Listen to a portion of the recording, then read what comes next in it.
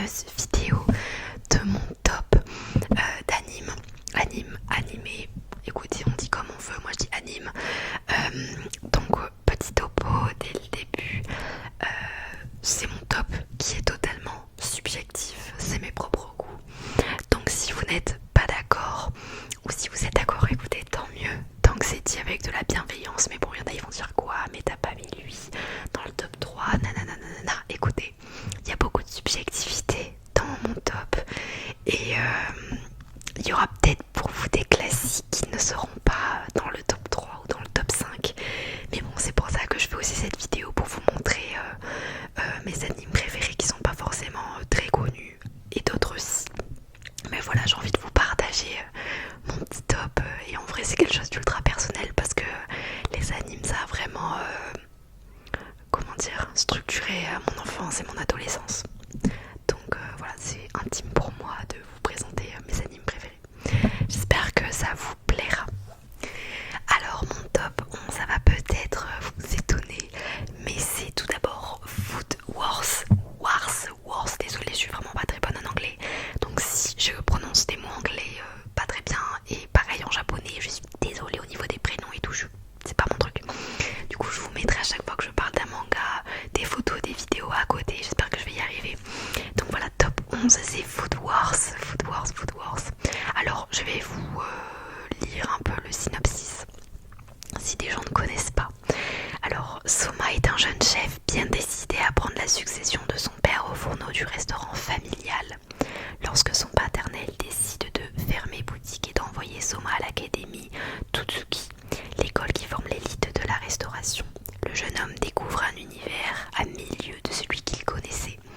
Bon, c'est très résumé, mais si vous aimez la cuisine, l'humour et ce genre de choses, je pense que vous allez beaucoup aimer. Après, petit conseil, mettez des écouteurs quand vous regardez cet anime.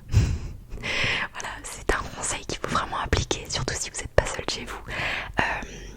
Ça va peut-être vous gêner au début, mais moi je trouve ça extrêmement drôle. Je sais pas si d'ailleurs cet anime est à débat et problématique, j'en sais rien, mais moi en tout cas quand j'étais jeune, parce que ça commence à dater, Food Wars, je crois que ça date de 2015, écoutez, je vais regarder, j'arrive pas à voir, mais je crois que ça commence à dater, mais voilà, j'ai adoré les premières saisons. Après c'est un peu répétitif au fur et à mesure des saisons, mais franchement tu te dis, oh, un anime avec de la bouffe et tout, il y aura pas d'action, mais pas du tout, il y a énormément d'action, les duels sont vraiment incroyables, chaque duel, chaque création culinaire est vraiment unique et vraiment extrêmement prenante, et je vous jure que ça vous donne envie de bouffer quand vous regardez ça, mais vraiment, limite vous avez envie de vous lancer dans la cuisine. Et vu que j'adore personnellement la cuisine et un peu les mangas, les animes un peu drôles, franchement Food Wars c'était une dinguerie quand j'ai vu ça. Bon, ça commence à dater, mais Food Wars, voilà, si vous voulez une sorte de shonen à travers la cuisine, et un shonen avec quand même de l'humour, je vous conseille je vous conseille fortement cet animé qui est vraiment extrêmement drôle, surtout le personnage principal. Voilà, ce mec c'est vraiment un coquin, ouais, c'est vraiment un gros coquin, mais il est vraiment attachant et ça en est pas déplacé, vous voyez ce que je veux dire, c'est drôle, c'est vraiment super bien. Du coup voilà, ça c'était mon top 11, Food Wars. Ensuite, mon top 10. Alors, au niveau du 10e manga que j'ai kiffé, manga anime que j'ai kiffé, parce que souvent j'ai lu les mangas et j'ai regardé les animés, mais là je crois qu'il y a qu'un anime, je sais pas. Mais mon 10e c'est Angel of Death. Désolée pour la prononciation, je vous montrerai une photo. Alors, cet anime est totalement sous-coté, limite, il y a plein de gens qui n'aiment pas du tout cet anime, qui le trouvent peut-être problématique encore une fois, parce que c'est un anime assez glauque, faut le dire. Il est vraiment sous-coté, mais il est tellement bien, je comprends pas pourquoi il est sous-coté. Donc je vais vous lire le petit synopsis. Alors, Rai, une jeune fille de 13 ans se réveille amnésique dans le sous-sol d'un mystérieux immeuble qui semble dépourvu de sortie. Tandis qu'elle cherche à s'adapter, elle est attaquée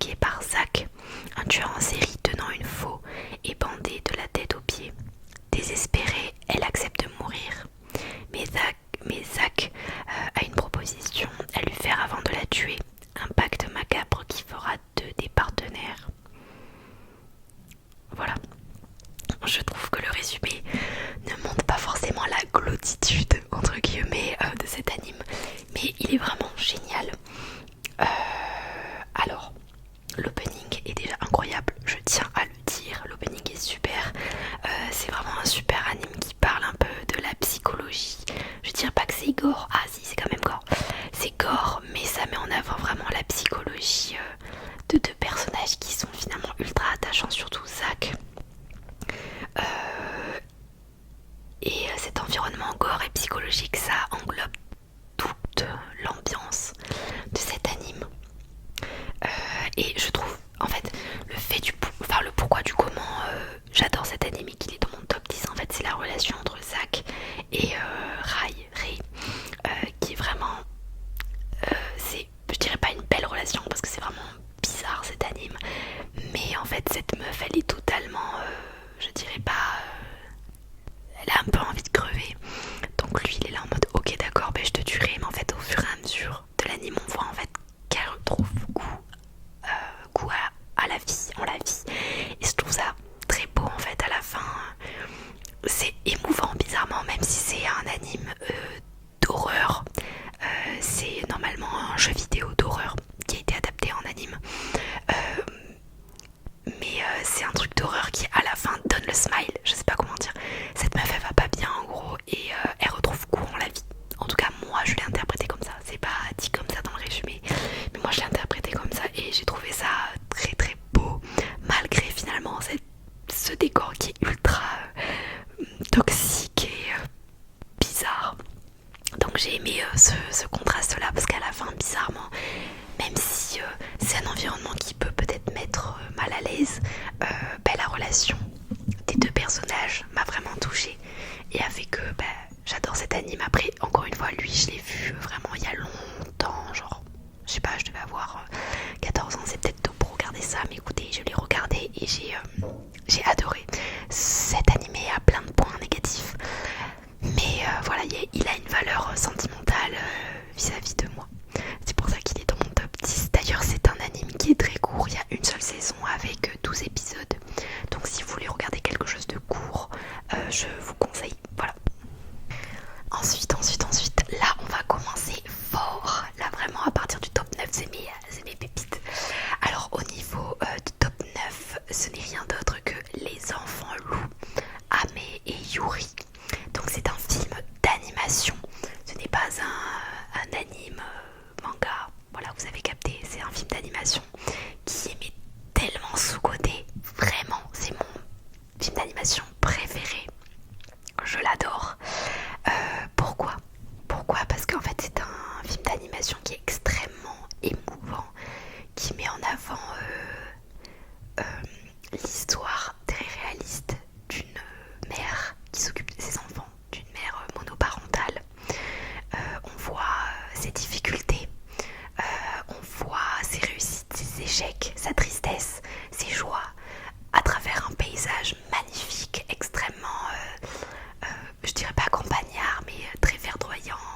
On voit la montagne, le paysage est magnifique, et on voit aussi deux enfants qui vont évoluer, qui vont grandir avec du coup juste leur mère qui est le seul membre de leur famille.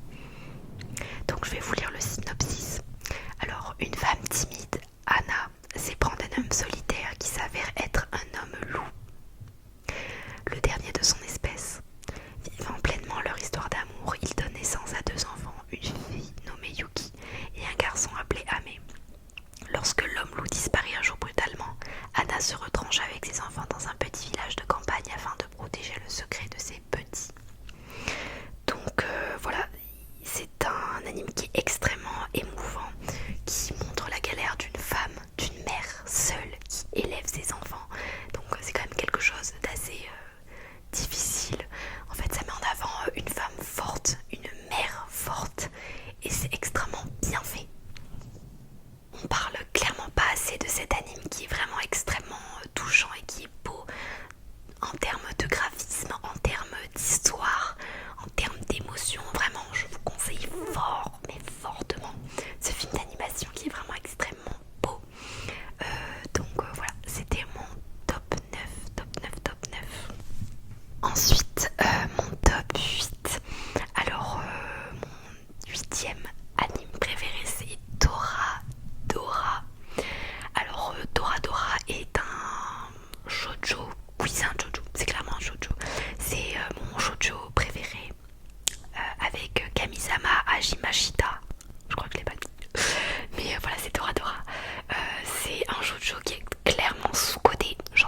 absolument pas parler alors que c'est une dinguerie. C'est une dinguerie parce que voilà, je l'ai vu tôt et c'est une romance extrêmement simple, extrêmement pure. Il n'y a pas de truc toxique où tu te dis mais oh non il fait ça, limite tu ressens de l'anxiété à travers le visionnage de ton anime, tu vois. Ça je déteste. Là, je vous jure, chaque épisode c'est du miel, c'est vraiment incroyable. Je vais vous lire le synopsis à chaque fois. Alors, désolée pour la prononciation. Takatsu Ryuji est un jeune lycéen dont tout le monde a peur à cause de son regard froid et glacial qu'il a hérité de son père. Yusuku Katamaru, son meilleur ami, est le seul à ne pas le juger et sait que Ryuji est en réalité quelqu'un de bien. Je tiens à dire qu'en effet, ce mec, genre, je trouve que c'est une représentation de l'homme très saine, je trouve. Genre vraiment, il est trop chou ce mec. Ryuji est amoureux de Kuchieda Minori, une camarade de classe toujours joyeuse et pleine d'énergie. Seulement voilà, la meilleure amie de Minori est Asiaka Taiga, la fille la plus dangereuse du lycée. Voilà. Suite à un accident, Ryuji va découvrir que Taiga est amoureuse de Kitamaru. Il va l'aider à se rapprocher de lui en échange. Taiga devra l'aider à se rapprocher de Minori. Bon, le résumé est vraiment moyen, mais en fait, les personnages sont extrêmement attachants, principalement Taiga, qui a un caractère, mais de dingue, je vous dis pas. Elle a un super caractère extrêmement dynamique, joyeuse, et voilà, elle se laisse pas faire en fait, elle est très indépendante, c'est comme les carnets de l'apothicaire. Le fait que le shoujo soit bien, que l'anime soit bien, c'est grâce au personnage principal qui sort des stéréotypes du shoujo mielleux, chiant quoi. Elle vraiment, elle est badass tout en étant naturelle, tout en étant fière, je sais pas comment dire. Et ça rend l'anime genre vraiment trop bien. Donc voilà, si vous voulez une romance comique, pas toxique, douce et drôle, c'est ça qui est bien parce que c'est un shoujo comique, je vous conseille fortement ce shoujo parce que c'est mon shoujo préféré. J'aime pas les shoujo qui ne sont pas comiques, mes préférés c'est ceux qui sont comiques parce que ça rajoute toujours un grain de réalisme, je trouve, parce que dans la vie après c'est mon avis personnel, mais on n'est pas tout le temps mielleux et romantique avec son partenaire quoi. Il y a aussi des moments de rire et c'est limite les moments les plus quotidiens dans une relation amoureuse, selon moi bien sûr. Donc voilà, elle est extrêmement attachante, même si objectivement voilà cet anime il n'est pas parfait, mais il est vraiment bien. C'est un souvenir d'enfance que j'adore. J'ai vécu des super soirées et ça m'a permis aussi de... En fait je le regarde extrêmement jeune. Je sais pas quand il est sorti. Oh my god, il est sorti en 2007. Ouais, il est sorti il y a très longtemps. Il est très vieux, mais le graphisme et tout, je trouve que ça se voit pas. Il est vraiment, c'est un super animé et l'opening est plutôt mignon. Après voilà, moi comme je vous l'ai dit, j'ai regardé très jeune et vu que j'ai adoré le personnage de Taiga, le personnage principal féminin, je me suis peut-être identifiée à elle, je sais pas. C'est pour ça que ce shoujo comique fait partie de mon top et c'est mon huitième préféré parce que voilà, j'ai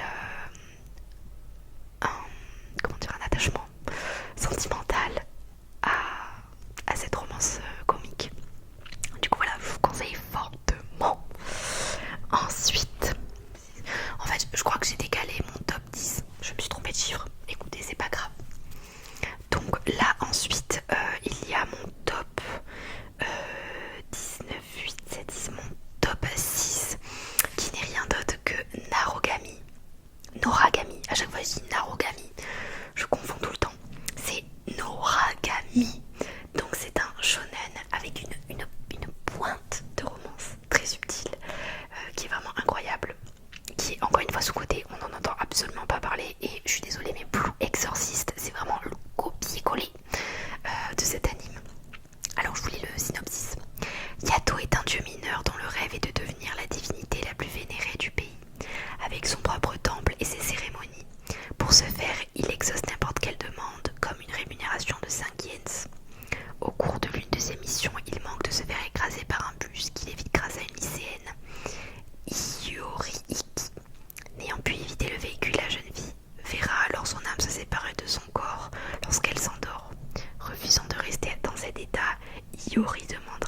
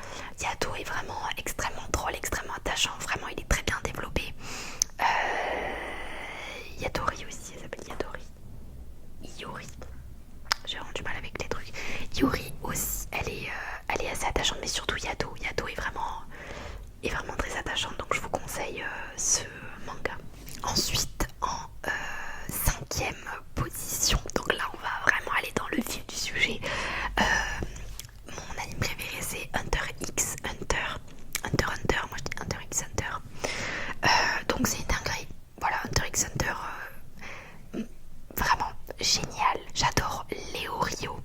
Léo Rio. Ça fait longtemps que je l'ai fini Hunter x Hunter, donc peut-être que j'ai quelques oublis. Mais Léo Rio, j'adore. C'est vraiment la pointe de fraîcheur de ce manga. Je trouve, j'aime beaucoup. L'histoire est passionnante. Toutes les saisons sont bien. Après, j'avoue, la saison qui m'a le moins plu, c'est Durant le monde des insectes. Ouais, c'était un peu long. Franchement, la trame était un peu longuée. Mais les personnages sont vraiment bien développés. La fin est incroyable. Enfin bref, même si il n'y aura pas de suite, je suis dégoûtée. Normalement, je crois qu'il n'y aura pas de suite. D'ailleurs, dites-moi vos avis par rapport aux animes que je suis en train de vous énoncer, ou si vous avez des news, n'hésitez pas à me le dire. Parce que j'avoue qu'en ce moment, je m'y penche pas du tout. La violence, parce que c'est un shonen, mais ça met aussi en avant des vraies problématiques. Par exemple, on voit objectivement un mec pédo, pédo, tout est dit. Hisoka tout simplement, qui est un personnage de dingue, mais qui met en avant des grosses problématiques de société. Et c'est mis en avant, en fait, c'est ça qui est bizarre, c'est que t'as des moments très frais avec les Orio et d'autres personnages bien sûr, et t'as des moments très sombres, très malsains. Il y a vraiment ce contraste là dans ce manga, et même il y a toujours de l'action. Il est vraiment prenant, quoi. Vous vous en lassez pas, et quand vous terminez, je vous dis pas, j'avais le seum. Je sais pas si ça vous le fait à vous aussi, mais je pense que oui. Mais quand vous finissez un manga, même une série que vous avez kiffé, je vous jure, à la fin vous êtes en bad mood. Hunter x Hunter, ça me l'a fait. Ensuite, mon quatrième anime préféré, donc peut-être vous allez dire quoi, tu l'as mis au-dessus de Hunter x Hunter. Écoutez, voilà, c'est mon avis subjectif. Moi j'ai kiffé cet anime, c'est Black Clover. Anime totalement, encore une fois, sous-coté, parce que c'est vrai que Black Clover, les premiers épisodes sont un peu lents, franchement. C'est pour ça que les gens souvent ils aiment pas, parce qu'ils ont abandonné au bout du 3e épisode. C'est vrai qu'il faut au moins 6 épisodes pour que Black Clover vraiment ça se lance dans la dynamique. C'est un peu long, c'est pour ça que je pense que ça lui a fait défaut. Mais Black Clover, une dinguerie. Si vous avez kiffé Seven Daily Sins, vous allez encore plus aimer. En fait, ça se ressemble vachement, sauf que dans Black Clover, je trouve que c'est beaucoup plus mature et c'est beaucoup mieux fait. Voilà, c'est Seven Daily Sins en version mieux. Genre vraiment, le personnage de Asta, mais Asta, I love you, j'adore Asta, c'est vraiment mon personnage préféré. J'aime beaucoup aussi le personnage de Yami, vous verrez, je pense que vous aussi vous allez le kiffer si vous commencez à regarder cet anime. Mais Yami, ultra charismatique ce mec, genre incroyable. Et voilà, j'aime beaucoup cet anime parce que c'est vraiment un shonen, encore une fois avec de la comédie. Ils sont vraiment très drôles, des fois il y a des moments extrêmement sérieux qui sont totalement contrastés avec des moments objectivement gamins et drôles, mais c'est bien en fait, ça altère, c'est pas linéaire. Donc je vois pas ce que je peux vous dire d'autre. L'aventure est vraiment incroyable, les personnages sont ultra attachants, vous ennuyez pas, chaque personnage est développé, donc ça c'est génial. C'est pas que focus sur Asta et les autres personnages principaux, c'est vraiment extrêmement développé, l'univers est développé et jusqu'à la fin ça se tient.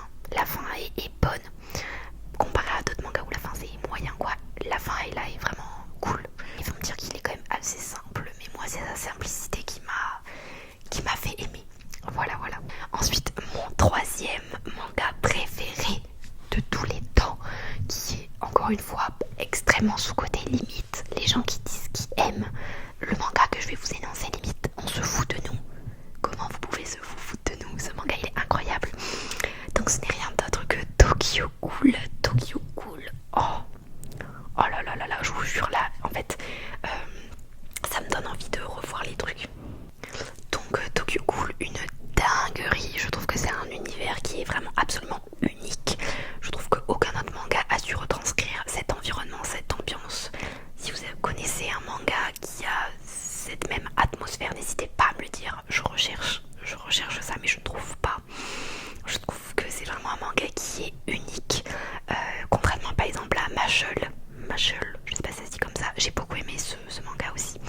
Le problème c'est que je trouve que c'est vraiment la synthèse d'un mélange entre My Hero Academia, Harry Potter et un autre manga. Et je trouve ça dommage, parce que je trouve qu'il n'y a pas trop l'identité propre du manga, alors que Tokyo Ghoul, je suis désolée,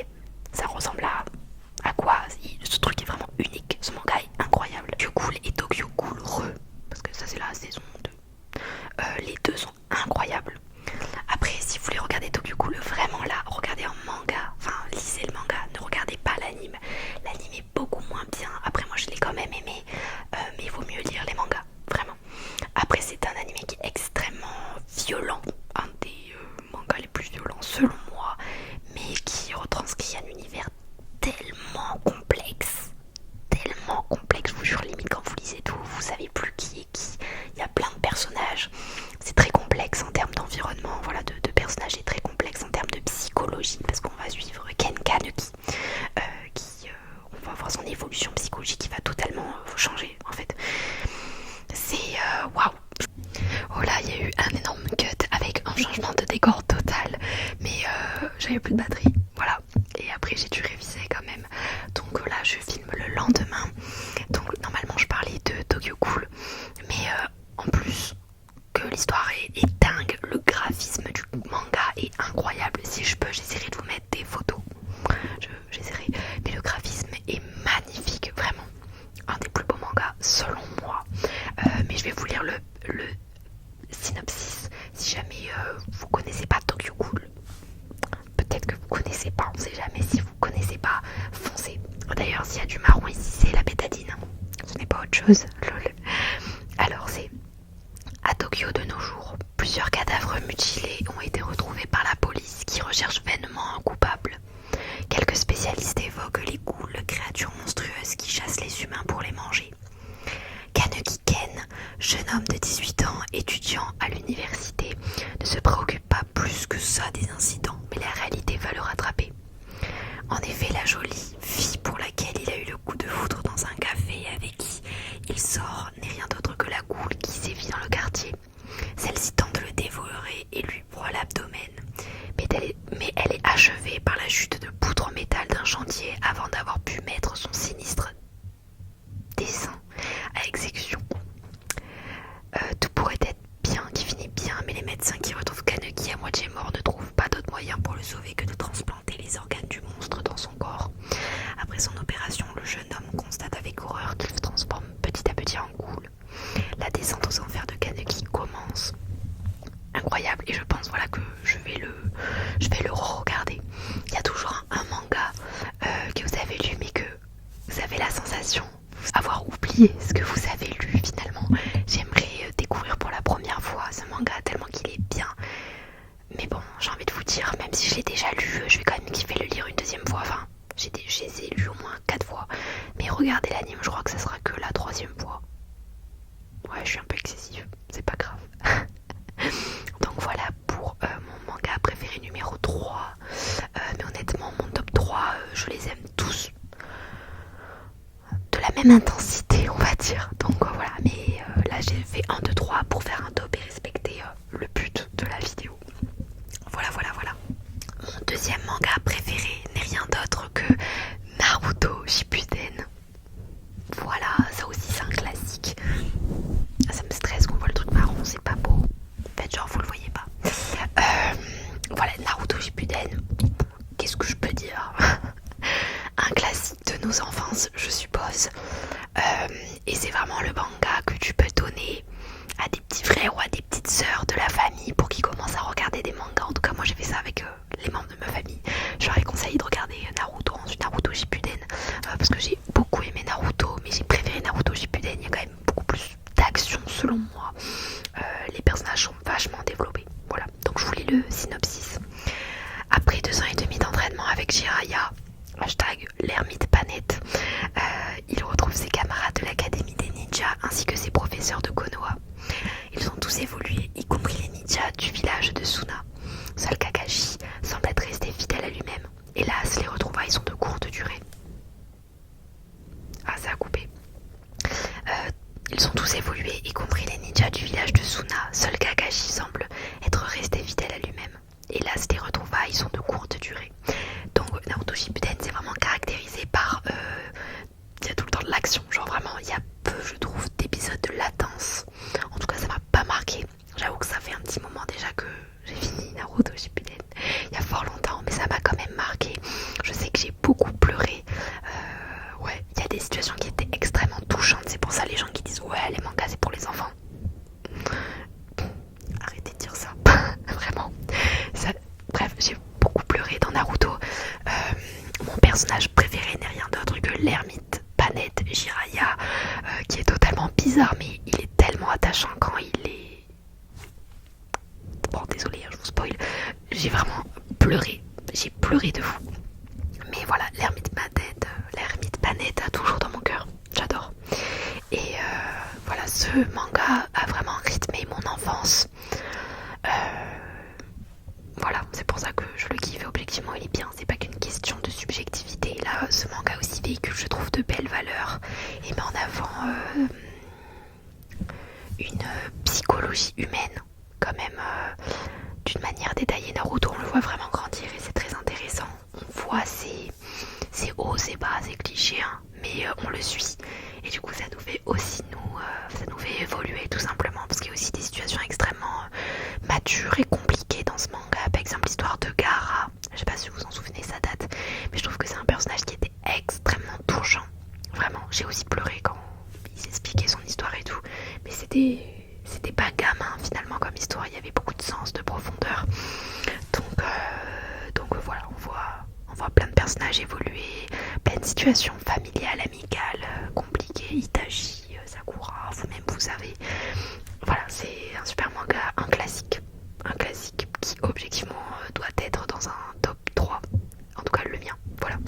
Et on va terminer avec mon manga préféré, qui n'est rien d'autre que One Piece. One Piece. Que dire de plus? Encore une fois, un classique, ça a rythmé mon enfance. Et c'est objectivement bien. Je me souviens, j'ai commencé à regarder One Piece. Je savais même pas que c'était un manga, un anime. Pour moi, c'était un dessin animé qui passait sur la 17. Je sais pas si vous aussi vous regardez à ce moment-là. Mais voilà, tous les vendredis soirs, j'adorais ce moment-là parce que je me mettais sur mon canapé chez mes grands-parents et je regardais One Piece. Avant d'ailleurs, je ne disais même pas One Piece, je disais One Piece pour vous dire. Et quand on m'a dit One Piece, je me dis mais quoi? Ça se dit One Piece. Enfin bref, pour vous dire à quel point j'étais pas du tout dans ce milieu-là, quoi. Donc One Piece toute mon enfance. Et après, j'ai regardé sur la 17 jusqu'à la fin, jusqu'à la mort de Barbe Blanche. Et après, vu que j'avais pas capté que c'était un manga et que ça passait plus sur la 17, ben j'ai arrêté. Et je crois que 2 ans, 3 ans après, c'est-à-dire au niveau du collège, parce que je crois que One Piece, c'était diffusé pendant ma primaire. Alors que c'était moins 10 ans. Je couchais mes parents pour regarder One Piece, même si c'était moins 10 ans. Mais écoutez, c'est pas grave. Ouais, j'ai repris au collège 2 ou 3 ans après. Et une dinguerie, voilà. Là, je suis je lis les scans. Mais vu que cette année, ça a été très compliqué, j'avais vraiment pas de temps. Je suis pas à la fin des scans. Genre là, je dois être au 1020. 1000, ouais, je sais même plus. Au-dessus de 1000, ça c'est sûr. Mais j'ai pas eu le temps de finir. Donc j'ai hâte, j'ai trop hâte. Moi je me suis réservé plein de soirées de lecture de One Piece. Donc je suis trop contente. One Piece, que dire de plus? J'adore tous les personnages, Senji, Sanji, Zoro. J'adore Zoro. Et il y a aussi un personnage que j'ai beaucoup aimé. Je sais pas si vous vous en souvenez. C'est pas un personnage marquant, mais finalement si, parce que moi il m'a marqué. C'est Emperio Ivankov. Mais je trouve son histoire était ultra touchante. Je sais pas pourquoi ce personnage il m'a marqué. Donc voilà, Emperio Ivankov. Donc voilà, pour moi c'est objectivement le meilleur manga de tous les temps. Mais c'est vrai que il est long, mais c'est ce qui fait son charme en fait. C'est ça qui est génial quand il va finir. Ça va être trop triste. Bref. Donc je pense qu'il y a plein de gens, ils comprennent pas le délire parce que ils ont pas commencé, ou peut-être ils ont pas envie de s'engager dans quelque chose d'assez long finalement, mais on ne s'ennuie pas. Moi ça a vraiment structuré mon adolescence du coup, le collège et le lycée. Ouais, épuisé avec le confinement, du coup je me suis tapé tout One Piece. Je me suis dit c'est l'opportunité de ma vie. Du coup j'avais tout fini en termes d'épisodes animés quoi. J'ai tout fini et c'est vraiment un manga qui m'a accompagnée dans mon adolescence, période pas très facile, comme beaucoup de gens. Et ça m'a permis de relativiser, de donner un peu de fantaisie dans le quotidien tout simplement. Et je pense que c'est le cas de nombreuses personnes. C'est pour ça que c'est un manga qui est extrêmement apprécié. C'était une lueur de joie, une lueur de fantaisie, une lueur de comédie des fois dans un quotidien d'adolescent qui est pas forcément facile. Donc voilà, j'espère que cette vidéo vous aura plu. Je suis désolée si ça a dérangé le décor et tout, mais c'était ça où j'allais pas finir la vidéo. Et c'est une vidéo qui me tient quand même à cœur. Donc voilà, j'espère qu'elle vous aura plu. Et n'hésitez pas à dire dans les commentaires les mangas, vos mangas préférés, genre votre top 5 ou votre top 3. Et si jamais vous voulez me conseiller des mangas, n'hésitez pas. Vraiment, là vous voyez à peu près mes goûts, même si j'ai pas dit tous les animes que je kiffe. Par exemple, Jujutsu Kaisen, j'adore. Il est pas dans mon top, mais j'adore. Demon Slayer, ça aussi j'en ai pas parlé, mais dinguerie. C'est Seven Deadly Sins aussi c'est super. Donc bref, si vous avez des mangas à me conseiller type Tokyo Ghoul, parce que je recherche, n'hésitez pas à me le dire. Après si vous me conseillez Devilman Cry Baby, j'ai du mal, je l'ai déjà